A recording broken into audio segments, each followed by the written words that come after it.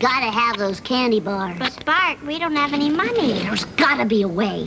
You better not be thinking of stealing those candy bars. That's it. Better not, Bart. So long, suckers.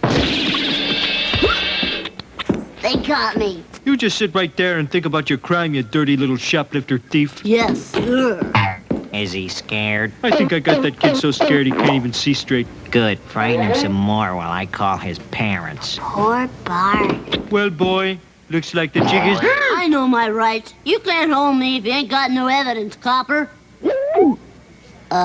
Is it too late to make a full confession? Your father and I are very disappointed in you, Bart. Gee, I hadn't noticed. Bart, what have you learned from this experience, Bart? Well, Mom, I might have been caught and had a few bad moments there, but I gotta admit, chocolate was delicious. No, Bart. The lesson is, ultimately, crime hurts the criminal. But that's not true, Mom. I got a free ride home, didn't I?